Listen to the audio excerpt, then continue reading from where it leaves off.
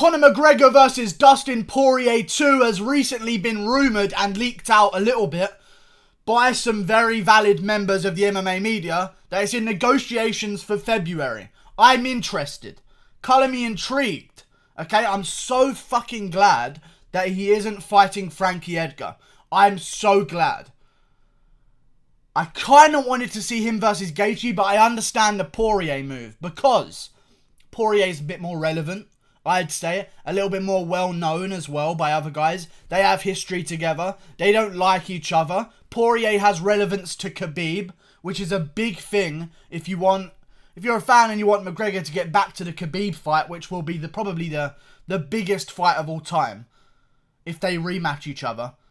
You want him to fight a guy that has some kind of relevance to Khabib. Because if he goes out there and beats Gaethje, which is a big if he goes out there and beats Gaethje, you kind of say to yourself, okay, well, who knows how good Gaethje is? He beat Cerrone. Cerrone's never been that good. He lost to Ferguson, whatever. But if you beat Poirier, you can say, okay, McGregor beat Poirier more efficiently than Khabib. If he does so, that's also a big if. If McGregor can beat Poirier more efficiently than Khabib did and face less adversity and smoke him out of there in the first round like he did in their first fight, you can then build a narrative that, look, Poirier fought both of these guys. Khabib did this, but McGregor seems he's back. He did this to the guy that Khabib did. And then you can build that kind of narrative because you can tie Khabib's name in with it. And that's how it makes sense. I would much rather see, as a hardcore MMA fan, McGregor go against Gaethje. But if they're going to go with Poirier, that's my next best guy. I mean, to be honest with you, I'm pretty sure we're all in agreement here. It's Gaethje or Poirier in the rematch. That's the only things that make sense. I'd rather Gaethje. I feel like about 60-70% of the MMA community want to see him fight Gaethje over Poirier, but they're going with Poirier, which I understand is also a big fight, a bigger name than Gaethje as well. It's a good one. It's a really good one. And I feel like he'll beat Poirier. I actually think he'll do better against Poirier than he would have against Gaethje.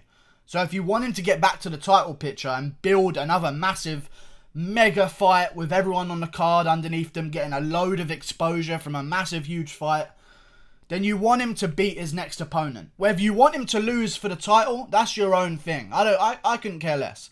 But you want him to win his next fight because having McGregor in the title picture at any weight class is good for business for the UFC. It's good for everyone else on the card. It's good for every fighter in the UFC in general because it's in the spotlight again. I like this fight for McGregor.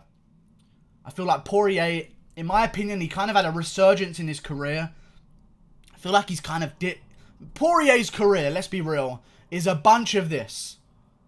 Can we be honest? It really is. He goes up, he loses to Korean Zombie. Yeah, all the way back down again. He goes up again, he loses to this guy. Alright, then back down again. He goes up again, he gets KO'd by Michael Johnson. And he goes up again, and then it's just over and over and over again. We see these patterns in Poirier's career.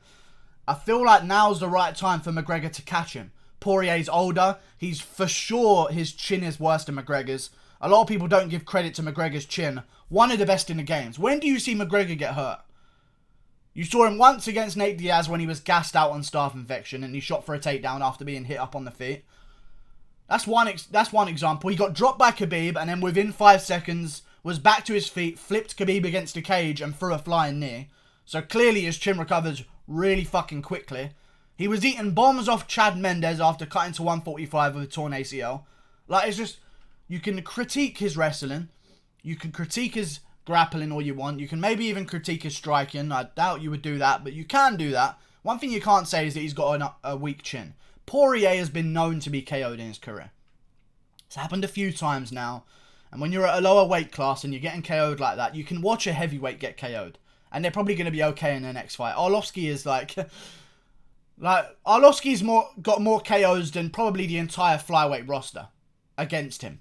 You know what I'm saying? But he's still around. At heavyweight, you can get away with that. But with these lower weight classes, I feel like you need to be able to take that punishment because there's so much more volume. There's so much more output.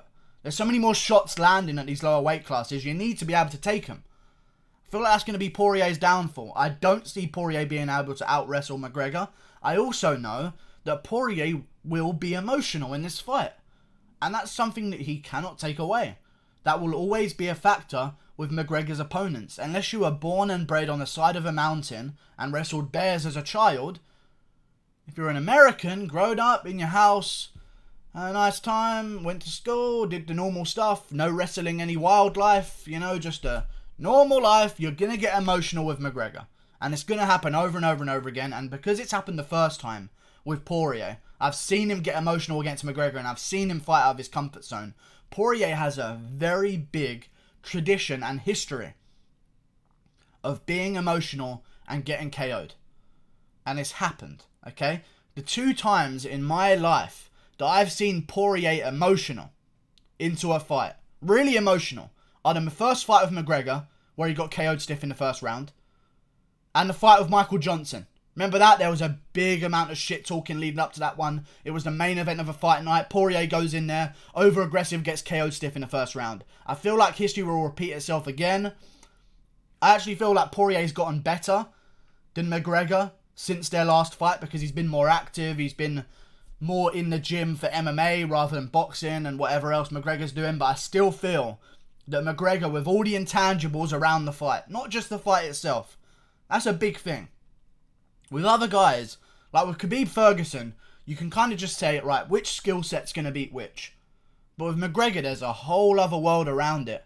Will the spotlight of the UFC 242 main event in Abu Dhabi be experienced for Poirier leading into another huge fight?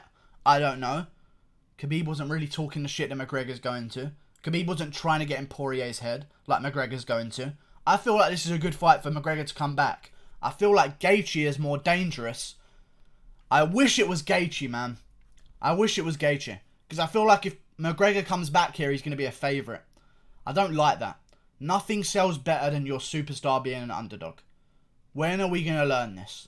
Nothing sells better than that. And I feel like McGregor would be an underdog versus Gaethje. So that gets me excited. I want to see him overcome something that people don't expect him to. I feel like, although Poirier is a very good fighter, a lot more people... I mean, if you had to choose someone, Poirier or Gaethje, who's McGregor going to beat? People are going to go with Poirier about 70% of the time. Know what I'm saying? I feel like we're going to see McGregor come back. I think he's been training for a very long time. He's in the gym. We've seen little glimpses of him doing hard sparring. If you're breaking your hand in the gym, you're going fucking hard. You know what I'm saying? Like, that's just a fact. And whether or not all this court stuff gets cleared up, I think it has been, seeing as they're rumoured to be fighting in February. Let's do it in Ireland. Let's make it a big event. McGregor versus Poirier. And then what you do is you stack the rest of the card with up-and-comers. And you use their names.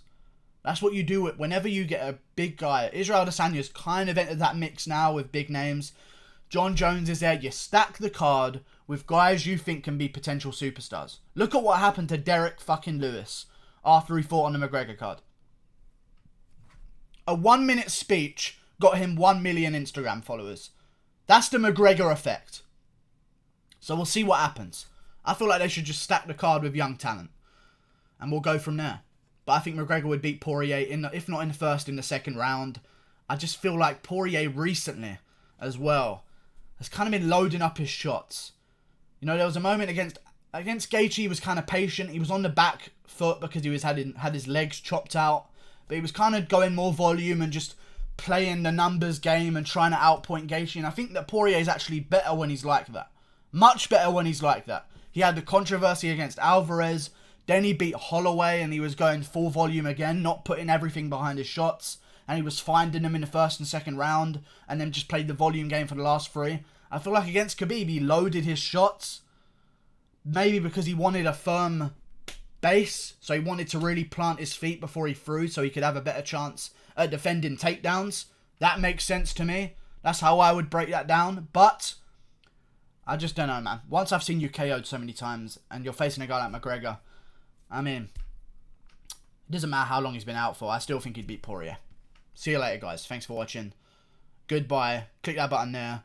It's going to be a big fight. I'm going to milk the last 25 seconds of this because then I can add another advert because it'll be 10 minutes long. So, yeah, Mackenzie Dern went on she's got a good ass. Michelle Waterson is probably up there as well. Yeah. See ya. See you later, guys. Oh yeah, I think I'll end the video now. It's about time we ended it. See you later. Thanks for the other advert. Goodbye.